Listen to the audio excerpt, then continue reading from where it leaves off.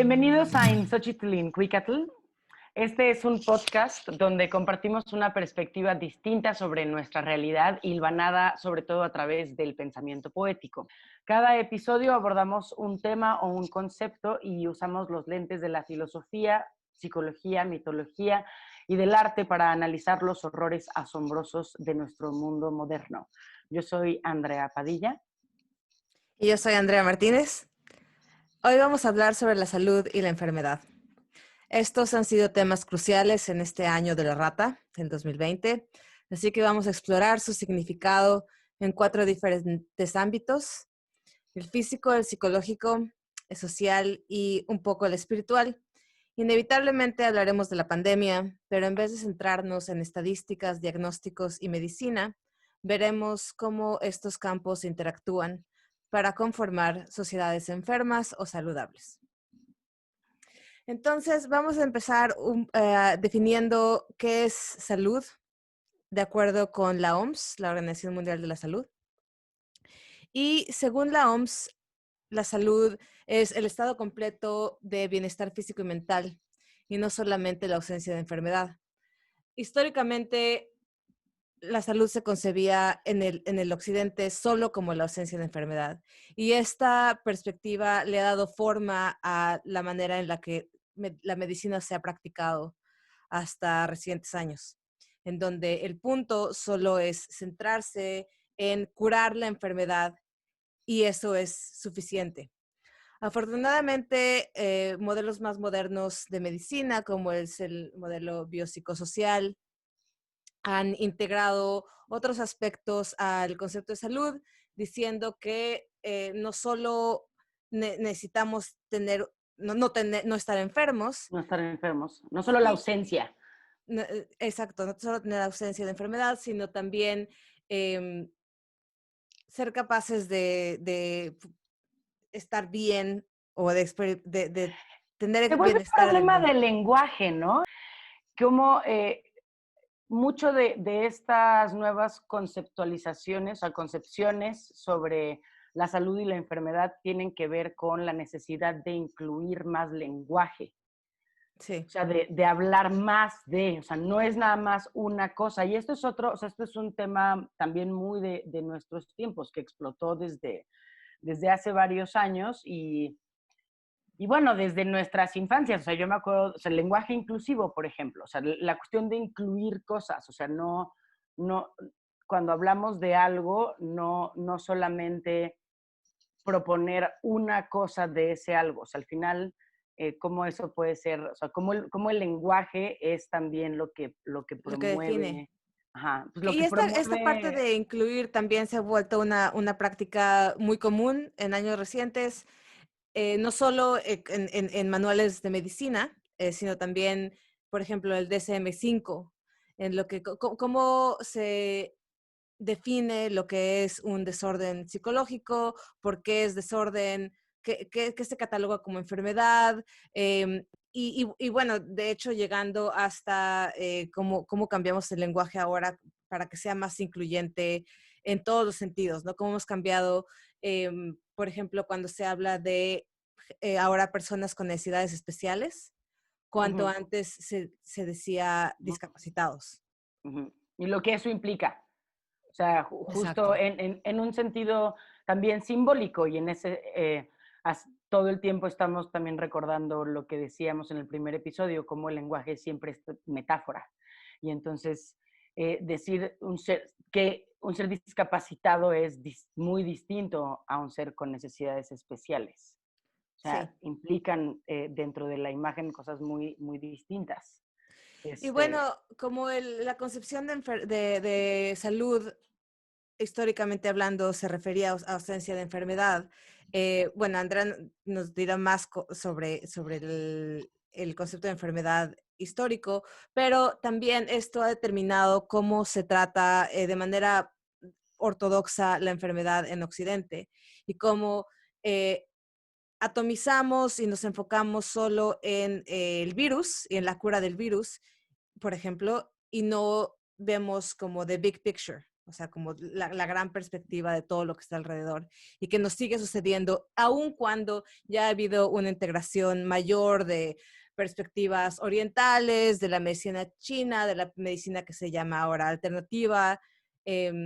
Nos sigue faltando ese no ver con el microscopio, sino ver hacia afuera. Sí, que se supone que tiene que ver con la sobreespecialización de la categoría, o sea, la sobrecategorización médica también. O sea, entonces vamos a el médico de especialista en esta parte de nosotros, Sí. ¿no? Y bueno, o sea, de ahí que entonces que de la nada nada es, o que todo viene de todo, o que el fin es el principio, es el fin, se pierde un poco en en esta perspectiva occidental. Este, y que no es así tanto en sus orígenes, o sea, digo, pensando que los orígenes de Occidente es pues el pensamiento griego, Hipócrates, siendo la imagen arquetípica del médico. Hipócrates va a decir cosas como esta, en donde nos va a quedar más claro que el puente no está tan mermado. Tenemos un médico dentro de nosotros, solo tenemos que ayudarlo a trabajar. El poder natural de la sanación dentro de nosotros es muy poderoso. Nuestra comida debería ser nuestra medicina. Nuestra medicina debería ser nuestra comida. Pero comer cuando estamos enfermos, eso es alimentar nuestra enfermedad. Eso me recuerda de entrada a un dicho que tenemos en español, que es de limpios y dragones están llenos los panteones. Yo tengo otro que A siempre ver. dice mi mamá. El enfermo que come y mea, El diablo diablo que que se se lo lo crea. crea. Sí, cierto. Esos dos me los decían mis papás cuando me enfermaba, mi mamá y mi papá, que pues fueron antivacunas cuando nos criaron. Yo luego mentía en el kinder y falsificaba sus firmas para que me vacunaran, pero era horrible decir estoy enferma porque parte de eso involucraba la relación con la comida, porque era eso, era entonces, pues no te puedes echar unas quesadillitas con unos agua, o sea, pues, eso, con salsa, etcétera. O sea, tienes que guardar cierta dieta para que no empeores, sobre todo para no empeorar lo que ya está de por sí hinchado. Ahí nada más como para cerrar en la relación de que la enfermedad en origen tiene que ver con la hinchazón, o sea, es la fiebre para los chinos, aquí, aquí en Grecia y en China.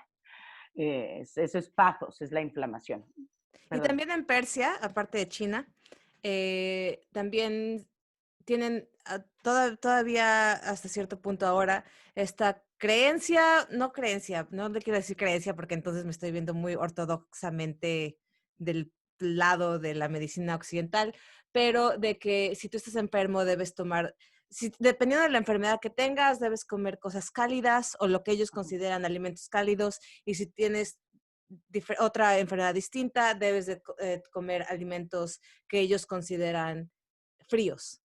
Sí, Y hay una lectura más cósmica ujú, del asunto. O sea, lo frío, o sea, no hay que acompañar, no hay que desarmonizar. Y en ese exacto. sentido, que a la par de Hipócrates o dentro de este mismo pensamiento griego, pues, están los presocráticos, que son los primeros científicos, por un lado, y los primeros poetas, por el otro.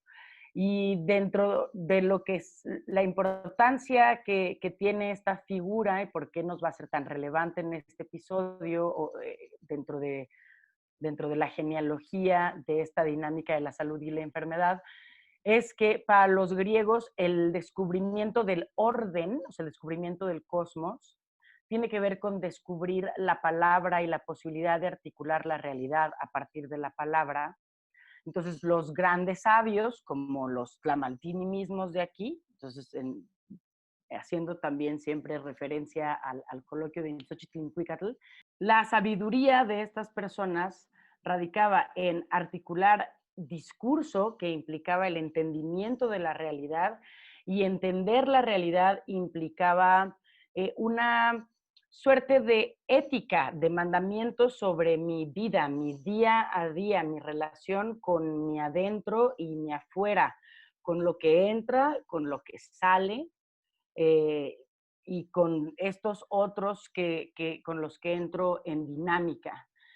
Son, y bueno, eso, que también pues en relación a la medicina china hay ahí un fuerte vínculo, ¿no? Pues justo contrastando con esto de lo que hablas de armonizar y de la conexión entre el interior y el exterior, la medicina moderna heredó mucho del dualismo de Occidente en el sentido de que solo nos enfocamos en el cuerpo, en la enfermedad del cuerpo, porque creemos que mente y cuerpo son distintos, Son son distintos. partes de diferentes planos. Y eso obviamente va viene desde la religión católica, en la cual el alma, ahora lo hemos secularizado y lo vemos como la mente o la personalidad o la esencia de la persona, pero el alma es lo que se va al cielo y lo que se mantiene, y el cuerpo finalmente es algo que es desechable porque el cuerpo peca y el cuerpo se enferma y el cuerpo decae. Y es lo eterno en lo que nos debemos enfocar. Entonces, esta parte bueno, pues esta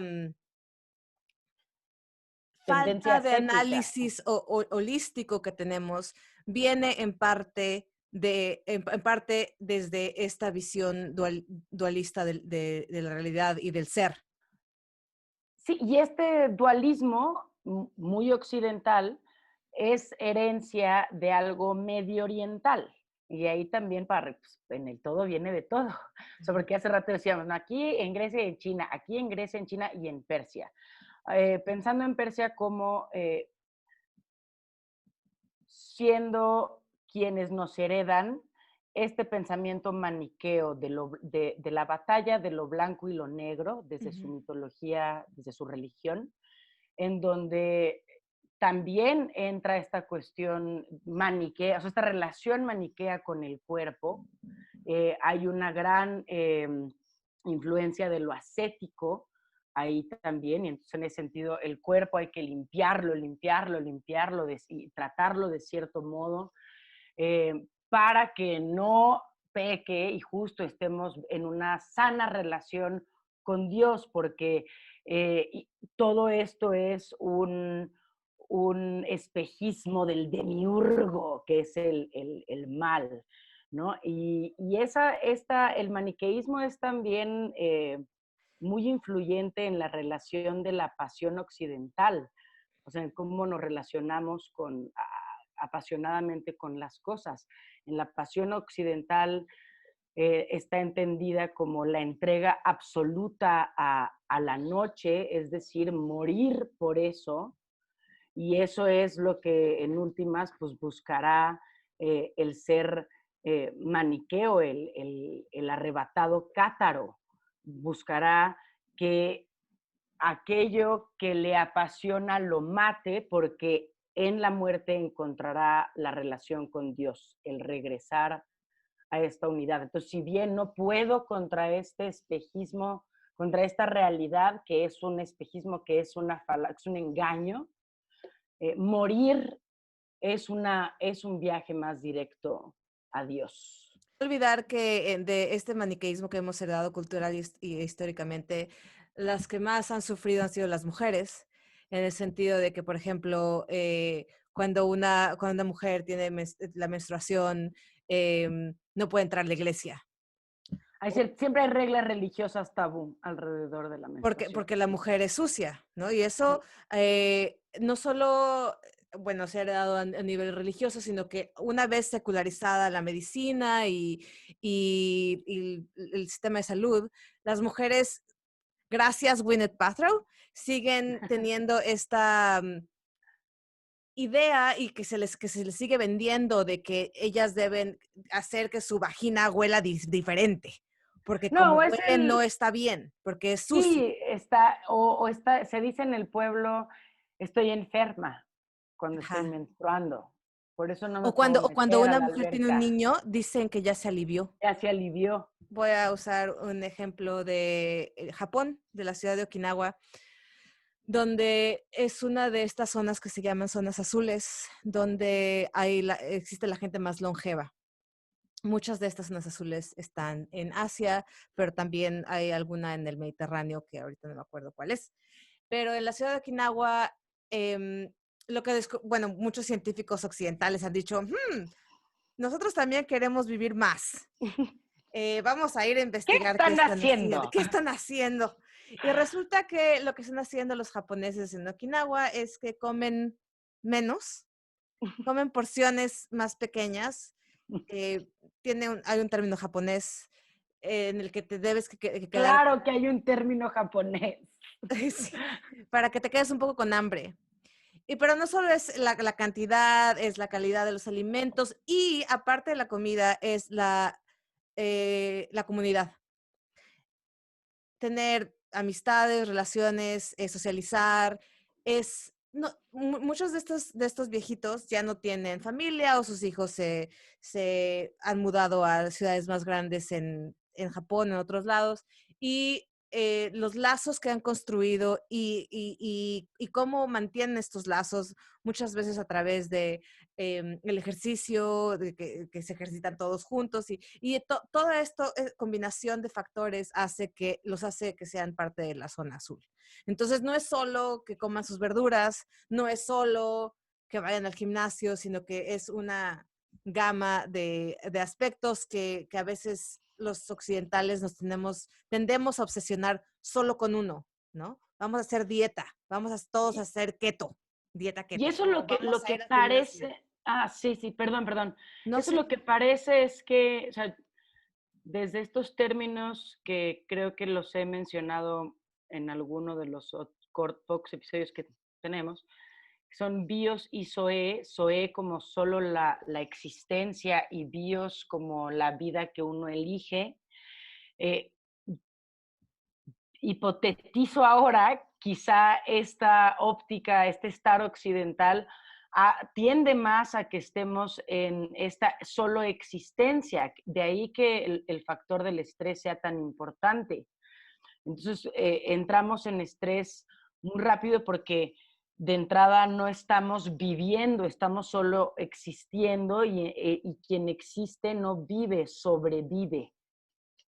Entonces, es en la dinámica, eso hace justo el inicio de este año que empecé yendo al médico, por ejemplo, justo lo que me decía el endocrinólogo y la nutrióloga, con los dos con los que trabajé, salir del bache, es que no estás sobreviviendo, estás en modo sobrevivencia. Entonces no puedes, como el cuerpo físico está cero preparado para recibir todo con lo otro, con lo que te relacionas, pues truenas, o sea, estás en estrés y el estrés es pues, una de las cosas mínimas, o sea, como el factor mínimo de la enfermedad, pues el presupuesto Sí. tú le subes el estrés y pues terminas en el cáncer, que esa es otra de las cosas, ¿no? O sea, como de las moralejas que circulan nuestras calles en la actualidad, en donde ya empezamos a entretejer más, pues, Cuerpo esto. y mente. Y que Max Weber y Abraham Maslow describieron de diferente manera. Abraham Maslow habla de lo que son metapatologías. Y él explica las metapatologías a partir de la autoactualización. Entonces voy a definir rapidísimo lo que Abraham Maslow es el que hizo la jerarquía de las necesidades, en donde una vez que uno satisface las necesidades primarias, bueno, luego tienes necesidades sociales, etcétera. Al final de la pirámide, en la punta, está la autoactualización, que es llegar a un punto en el que uno puede ser creativo, lo que tú estás diciendo, vivir, no sobrevivir, sino Bios, crear, florecer. que tiene que ver con lo que decíamos en el episodio de intoxicación sobre la importancia de este segundo nacimiento después de la visión, si es que el viaje fue un buen viaje. Entonces uno sale de ese viaje teniendo todo para elegir la vida que quiero cuidar y cultivar. Cultivar, exacto. Y bueno, lo que dice Abraham Maslow es que las personas que llegar a la autoactualización tampoco es ni llegar al nirvana, o sea, no es algo que sea tan complicado para que no tengan una idea errónea, pero él dice que las personas que están en esta etapa son más susceptibles a las metapatologías, porque nuestra cultura occidental se enfoca tanto en el desarrollo de la autonomía y la independencia y por eso le da la razón eh, a regañadientes Maslow al psicoanálisis y a la psicodinámica, que es por la naturaleza de la cultura occidental, es que tenemos tantos problemas relacionados con el ego, relacionados con la autoestima, relacionados con el ser, con el uno mismo. Y entonces es cuando estamos en el punto de actualización que emergen los traumas o las patologías que tienen que ver con el ser. Y que bueno, ejemplos de este tipo de patologías, por ejemplo, voy a usar otra vez a Martin Heidegger. Martin Heidegger fue uno de los filósofos más influyentes del siglo XX. Tuvo una etapa muy creativa del ser y el tiempo y después decidió Not job. que el Partido Nacional Socialista era lo suyo. Y entonces, digo, no duró tanto tiempo como rector de la universidad en la que él apoyaba al Partido Nacional Socialista, pero después de que renuncia, de que tiene que renunciar a la universidad, tiene pues un periodo como muy oscuro en su vida. Heidegger nunca reconoce su error públicamente, pero es víctima de la prensa y bueno, Hannah Arendt le deja de hablar, que después Ya era víctima de sí mismo. él ya era víctima de sí mismo y lo que según, bueno, Abraham Maslow no habla de Heidegger en particular, pero de hecho hay otra persona, Harry Hunt, que escribió Vidas en Espíritu, y que él habla de Heidegger desde este punto del Maslow, autoactualización y metapatologías, y dice que personas que tienen un alto nivel de creatividad o que están en ese punto en su vida artística o creativa o profesional, son más susceptibles a esta, a, a que las heridas que tienen del ego Caer en resulten ellas. autodestructivas y destructivas hacia los otros. Bueno, perdón, pero es que esto me recuerda al Señor de los Anillos, Ok. que alguna vez hablando saludos a Bruno, este, con un amigo sobre el Señor de los Anillos y haciendo una analogía a la alquimia, decíamos que era eh, muy razonable que Saruman, que es pues el malo de las dos torres, o sea, este mago blanco que pacta con Sauron, que es pues el mal, es decir, pues la enfermedad, siempre el mal, o sea, el mal y la enfermedad algo irán siempre de la mano. Eh, Pacta Saruman, que es pues el mago blanco, blanco como lo bueno, justo, pacta con lo negro. Y en ese mismo libro, Gandalf, antes Gandalf el gris, resurge como Gandalf el blanco. ¿Qué tiene que ocurrir para que Gandalf el blanco resurja? Pues se cae porque lo arrastra el demonio del puente, que ahorita no me acuerdo cómo se llama. O sea, es decir, hay una catábasis, de cierto modo, hay un viaje al infierno, y de ahí su surgimiento es hacia este otro color, que es lo que le seguiría. ¿Me explico? Y entonces del blanco, que es el máximo a lo que llegan los magos, lo que sigue puede ser esa caída absoluta al negro. O Que sea, también se le llama The Dark Night of the Soul, exacto, la noche oscura oscura del del alma. alma. Ujú. Y bueno, Harry Hunt en este libro habla no solo de Heidegger, sino también de Jerry García, como un ejemplo de otro tipo de metapatología. Heidegger revela un narcisismo con respecto a su comportamiento con el partido nazi, pero Jerry García, que también cuando se habla sobre los conciertos de The Grateful Dead, eh, se dice que toda la gente entraba como en el mismo en trance Trance. colectivo. Ajá, y bueno, él era un genio de la música, etcétera. Pero él, en vez de irse hacia el lado narcisista, se va a lo que Harry Hunt define como humildad rota, que es en la que uno se va A la metafóricamente más adicción máxima. hacia el vacío, hacia em, como este espacio sin fondo, sin forma, oscuro, y que para él termina en la adicción hacia la heroína, en la que, bueno, pues se mata poco a poquito y se Sí. vuelve extremadamente retraído. Humildad rota es excelente término. Sí.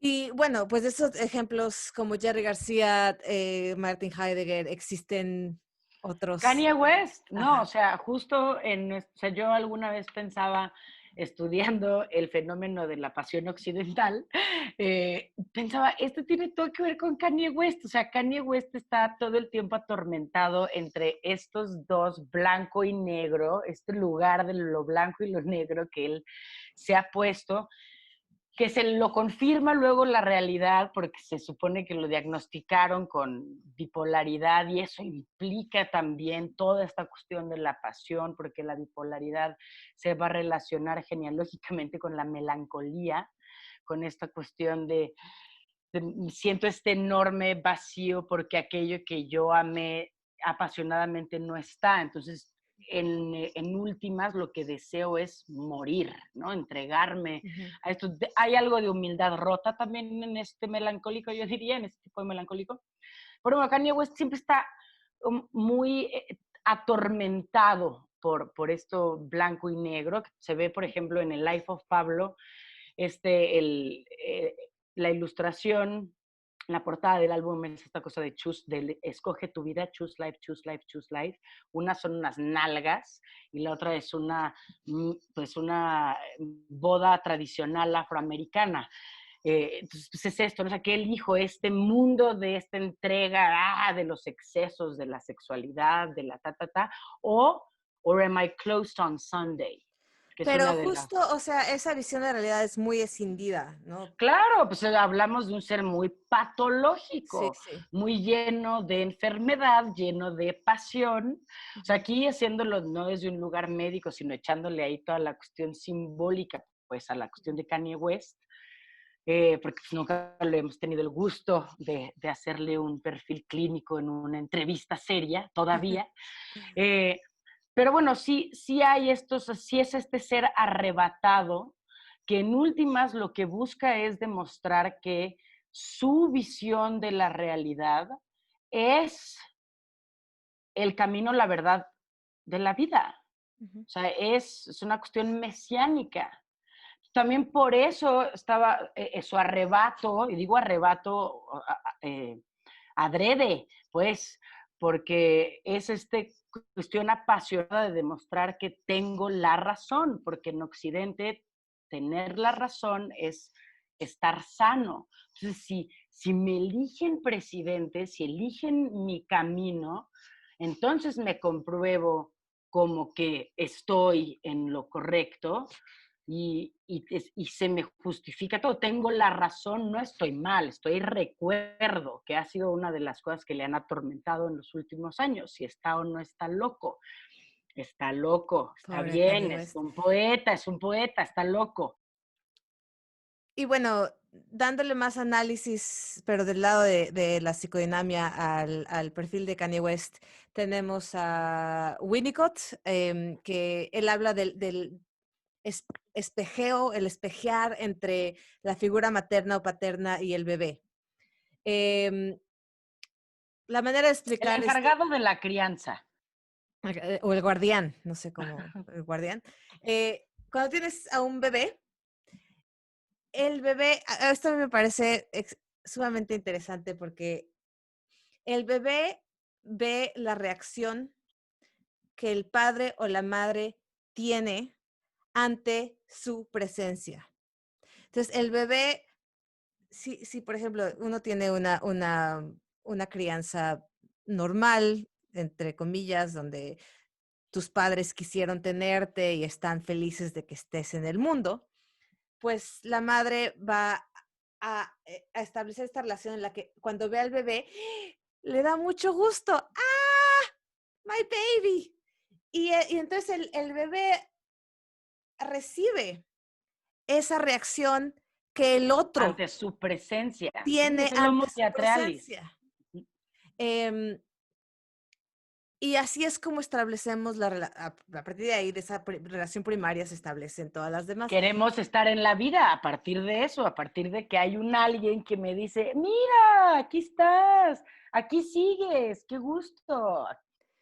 Y si no sucede, si no hay este espejear, si no hay quien te espejee, quien te refleje, ese bebé pues va a pasar el resto de su vida buscando quién me va. Formas de quien sí te diga, que también es Trump, de algún modo. Bueno, lo que dice la Sí, sobrina exacto. de Trump en el libro este, que es, bueno, ella es psicóloga clínica y justo Ujú. hace todo un análisis y dice cómo mi familia generó a la peor persona en nuestros tiempos o una cosa así, y tiene todo que ver con esto que estás diciendo. Bueno, quisiera justo también, porque a Trump le pasa lo mismo en ese sentido, o algo análogo de querer, o sea, estar en el poder, o sea, tener el poder implica tener Sí. la razón. Entonces, si tengo la razón, estoy en lo correcto, no estoy enfermo, implica todas estas cosas en el orden simbólico. Y sobre esto Foucault dirá que tiene que ver con los orígenes del hospital psiquiátrico. En tanto que el hospital psiquiátrico o el primer ensayo del hospital psiquiátrico se hace en lo que eran los leprosarios, es decir, espacios para gente intocable, porque estaban reservados para esta enfermedad muy contagiosa, y pues no toda enfermedad es contagiosa, pero hay una relación simbólica con la enfermedad, sobre todo en Occidente, que tiene que ver con esto, con si estás enfermo me vas a contagiar. Entonces, mucha de la razón por la que hemos querido limpiar el espectro patológico con el lenguaje también, Ujú. tiene que ver con no querer ser intocable, porque ¿dónde metemos cuando la ciudad medieval empieza a sofisticarse cada vez más, que es pues el origen de nuestra propia, o sea, de la polis actual?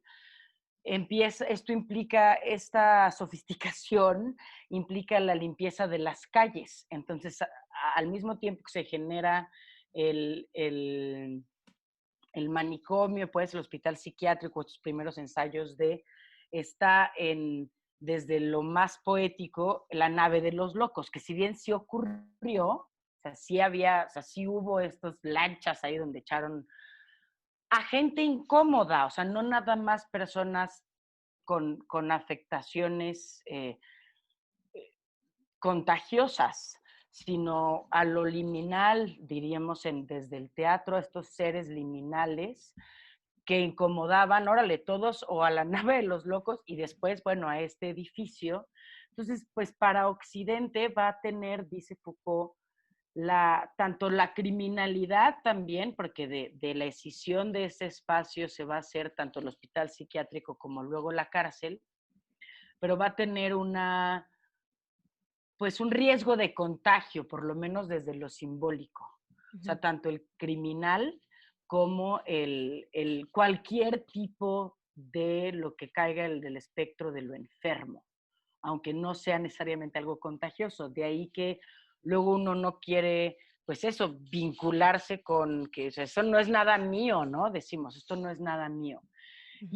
Y la cuestión de lo intocable es algo que deviene desde el tabú religioso también, porque aquel que transgrede es el que se vuelve intocable. Si yo transgredo el tabú del incesto, por ejemplo, me vuelvo intocable. O sea, eso, y por eso en Edipo, por ejemplo, se hace toda una, o sea, en el mito de Edipo y en las versiones dramáticas de Edipo, siempre hay una versión al respecto de cómo Edipo, al ya reconocerse la razón por la que todo este cosmos está de cabeza y está apestado, hay peste, o sea, enfermedad, la gente muere y sale leche negra podrida de las vacas y de las mujeres, o sea, hay peste.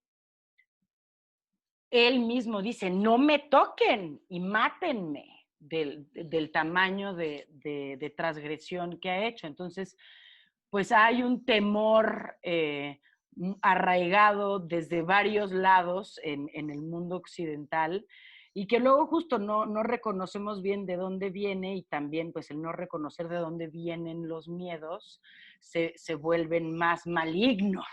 Te voy a dar un ejemplo de este esconder la transgresión en el contexto irlandés. La historia es de las lavanderas de Irlanda. Las lavanderas de Irlanda fueron organizaciones a partir del siglo XVIII hasta el siglo XX, donde recibían, entre comillas, mujeres caídas. Las mujeres caídas son aquellas que se embarazaron antes de casarse. Y entonces estas lavanderas que en realidad eran asilos que por parte de la Iglesia Católica guardaban a las mujeres mientras estaban embarazadas. Uh-huh. Cuando los niños nacían, le decían a las mujeres, ya te puedes ir. Y muchos de los cadáveres de esos niños están enterrados, bueno, se enterraron en los espacios donde estaban estas instituciones. Y bueno, pues ahora es un motivo de vergüenza en el país, o un motivo más por la cual la gente no quiere a la Iglesia Católica o se ha rebelado en contra, porque bueno, pues Irlanda tiene un montón de historias con la Iglesia Católica. Pero bueno, este es un ejemplo de cómo escondemos la transgresión. Todo el tiempo, sí, se vuelve un tabú totalmente. Y como un ejemplo más de cómo la mujer es tabú. O sea, cómo la mujer es símbolo y el símbolo de la mujer constantemente lo encontramos como tabú y eso es algo que hay que sacudirlo al 100%. Bueno, también justo quisiera este temor sobre ser tabú, ser el intocable, lo indeseable, frente a esta reacción muy irracional, o como diría Wilhelm Reich, muy afligida de la plaga emocional, de no querer usar cubrebocas, por ejemplo, ¿no? O sea, porque porque va contra mis derechos humanos. Yo diría tiene que ver con esto, o sea, esta reacción irracional tiene que ver con que no quiero que se me vea como un ser enfermo o débil o en riesgo de... No, o sea, es como lo que dijo López-Gatell, nuestro subsecretario de Salud, al principio, ¿no? El presidente tiene fuerza moral. Uh-huh. Por eso no se va a enfermedad, no hay fuerza de contagio que pueda, hay fuerza y el presidente mismo sacó los detentes, ¿no? Estos los milagritos, como al respecto de, y dices, no, espérate. O sea, esto sí contagia. Sí. Esto no es metáfora, esto no es... Tienes que sacar los símbolos y las banderas. Sí. Pero que este fue uno de los puntos clave en la diferencia de cómo se manejó la pandemia entre Asia y Occidente. Por ejemplo, tú dices que lo de que López-Gatell dijo de la fuerza moral del presidente. Países como Taiwán le dieron el mismo poder al sistema de salud, a las autoridades del sistema de salud, que tiene el poder federal. Y eso cambió las cosas drásticamente en el sentido de que las decisiones se tomaron. Si esto es una crisis de salud, Trump no tiene por qué decir en dónde hay lockdown, confinamiento y en dónde no hay confinamiento, sino lo tienen que decidir las autoridades de salud. Doctor Fauci. Doctor Fauci. Y también esto permitió que las autoridades de salud fueran capaces de cambiar los sistemas de salud de manera de que toda la población tuviera suficiente acceso a partir de ya. Aunque muchos países asiáticos ya contaban con con un eso, sistema de salud porque público, simplemente se implementaron medidas de impuestos y legales para para volverlo más eficiente, volverlo seguro, más y ya. eficiente, que bueno, y vemos la diferencia trágica en los números de contagio. Tenemos en Italia 25,000 por día, en Estados Unidos casi 200,000 casos por día, en México 10,000 casos por día. Y en Taiwán, en Vietnam, en Singapur, en China, en Japón, en Corea, no hay más. No, Bueno, en Corea hubo un poquito de un se ha resurgimiento, logrado pero, mantener algo que aquí ni pero en en Macao sueños. llevan en 0 meses. 0. Em, y esta diferencia lo que denota es no solo una diferencia en el manejo político de la crisis, sino también una diferencia cultural. Como tú decías, de mis derechos de no ponerme la máscara, sino que los países asiáticos tienden a ser mucho más, tienden a enfocarse en la comunidad y en el bienestar colectivo. En este sentido, como de yo no quiero causarle problemas a nadie y si yo me enfermo, le causa Se problemas a los enfermó. demás. Sí, y ahí es donde, por eso es tan importante este principio sobre la sabiduría como algo que implica una ética. Ujú.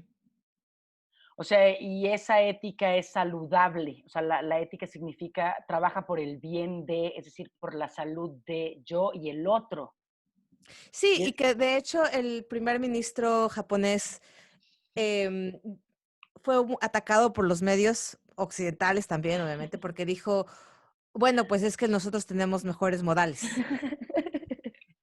Bueno, Y ¿verdad? Ya tenían el 1 medio de distancia a la hora de saludarse, ¿no? sí, y que finalmente es esta cultura de mantener el orden y la armonía. Tanto Occidente como Asia, en sus diferencias culturales, va a haber formas negativas en las que estos valores se expresan y formas positivas. En el sentido de la pandemia ha sido positivo para Asia porque el orden y la obediencia de los ciudadanos es lo que los ha permitido, pues básicamente, estar en la situación en la que están ahora. Y mientras que nosotros, que tenemos una sociedad mucho más enfocada en la libertad del individuo, la autonomía, pues O la sí, creencia de eso, la justo. creencia de Y eso. ahí es donde es muy importante, bueno, hace ratito, pues nada más lo mencioné así, la cuestión de Reich, que es otro que también, como lo que decías de la metapatología, algo le pasa sobre eso, o sea, llega a un punto climático de su creatividad y después llega a lugares polémicos Ujú. con sus acciones. Pero bueno, Reich, que viene de la medicina, después pasa por la psicodinamia, termina haciendo, bueno, es padre de lo que también se conoce como la bioenergética, más relacionada con su discípulo Alexander Lowen, y él le llamará más bien a su tipo de terapia orgonoterapia. Bueno, pero es la traducción básicamente de la teoría psicodinámica a través del cuerpo físico, ¿no? Entonces, ¿cómo se ve el trauma en el cuerpo físico? ¿Cómo se tiene que ver con la postura? Entonces, hay que ver la postura, qué dice la postura de la historia de esta persona y hay que hacerlo consciente porque todo el trauma en el cuerpo es memoria inconsciente. Entonces, hay que construir esa biografía para la cura, precisamente. Entonces, todo el trabajo bioenergético tiene que ver con pujar por una nueva experiencia del cuerpo físico en ese camino al bienestar, ¿no? Se implica como parte del bienestar tener esta nueva experiencia. Y en su libro de análisis de carácter, que data del 1939, pone sobre la mesa otras cosas como el concepto de la plaga emocional. Y lo que él dice es que la plaga emocional toma las dimensiones de una pandemia contagiosa de aflicción física, pero lo que es el contagio de la creencia irracional. Ujú. Y entonces, ese es el peligro, que el mecanismo de defensa favorito de la plaga emocional es, por un lado, la escisión, o sea, o estás conmigo o estás en mi contra, y por otro lado, la racionalización, o sea, mi discurso aparenta ser razonable, pero en realidad está lleno de irracionalidad. Sí, Entonces, decir que el cubrebocas atenta contra mi libertad es completamente, diría Reich, algo que dice mucho de esto, de este individuo como alguien afligido por esta plaga emocional, que cojea de ese lado y que entonces va a buscar va a buscar violentamente que su creencia sea la creencia del otro. Y si sí. no, hay que aniquilarlo. Digo, hemos visto en los medios más historias sobre este tipo de em, conductas con respecto a usar máscaras y em, no respetar las reglas de confinamiento, etcétera, en Estados Unidos. Pero yo no sé si en México se ha dado algo similar o si la gente más o menos ha seguido las normas. En Irlanda, Más o digo, menos. sí, más o menos en Irlanda Somos la el gente peor lugar, sigue. según yo, en uno de los últimos estudios para vivir. Entonces, pues mal en CDMX. Em, sí, aquí también la gente ha organizado fiestas De privadas. covidiotas, como de- decimos aquí. Ajá. Y que viene de esta plaga emocional de la creencia de primero yo, luego yo y después yo. No, yo me quiero divertir, yo quiero, por qué me van a limitar mi libertad? Em, y bueno, pues ahí están los resultados. Y uno de los problemas que, regresando a esta forma occidental de ver la medicina y de ver la cura y la enfermedad, es que ahora que han salido dos, tres compañías ya con la vacuna, es que la vacuna se ve como la meca. Ahora esa es la solución a nuestro problema y nos podemos olvidar de cualquier lección que hayamos aprendido Es de que amamos civilidad, el de nada. espectáculo. Entonces, una vez más, esto, o sea, la vacuna Exacto, es parte de los efectos especiales de este espectáculo que estamos viviendo, y al mismo exacto. tiempo es que hasta que no haya vacuna. Entonces, bueno, pues sí, pero en Pero Macao llevan meses sin sí, sí. tener índices de infección. Entonces, ¿qué estamos haciendo? Y con esto no queremos decir que Asia lo ha hecho todo perfecto y que condonamos las prácticas del gobierno chino, autoritarias, etcétera. Ni estamos diciendo que Occidente no había aprendido o no sepa aprender, sino que tanto ambas visiones del mundo, tanto la más holística, viéndolo las cosas a distancia y como todo parte, como todo es parte de un todo, tanto como el énfasis en la ciencia, en las curas, en la vacuna, sí, sí, pónganse la vacuna. Estos no son extremos irreconciliables, sino que al contrario, se puede establecer un puente entre ambos en los que pues, se puede aprender. Si podemos, si sabemos aprender, podemos aprender de ambos puntos. Sí, y creo que siempre, pues, el humor y el arte, pues, o la metáfora, la poesía como metáfora en sí misma, nos sirven. Por ejemplo, yo creo que en Occidente una de las cosas de las que cojeamos es este problema de no querer estar relacionado Ujú. con el mal. Y en Amanda Palmer, que es esta, pues, música de nuestro siglo, que ahorita le agarró la pandemia en Nueva Zelanda, ¿no? ¿Anda? Sí, sí. Este, Posteando por todo Instagram. posteando, sí. Shout out to Amanda Palmer. Hi, Amanda Palmer. Dice, de su primer disco homónimo, en su primer disco, que es Who Killed Amanda Palmer, tiene una canción que se llama It Runs in the Family, o sea, corre en mi familia o corre en mis venas, por hacerlo más literal, en que tiene que ver con lo hereditario. ¿Y qué corre por mis venas? Pues todos mis males, o sea, todos los males que son de mi y familia eso, y de mi cultura. de mi familia y de mi cultura, ¿no? O sea, también la cultura como una familia, Sí.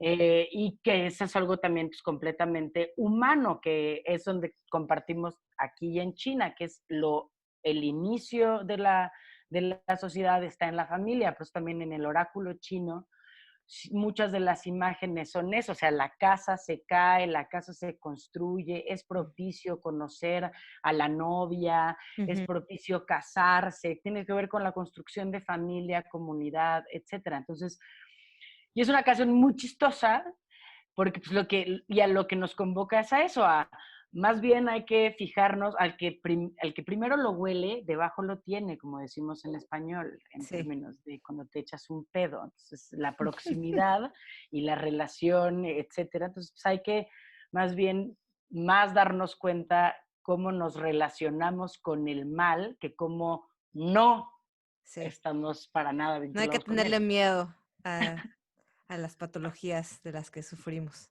Sí, no, a la noche. A la noche. Gracias por escucharnos. Esto es nuestro episodio 3. Yo soy Andrea Martínez. Yo soy Andrea Padilla. Y hasta la próxima.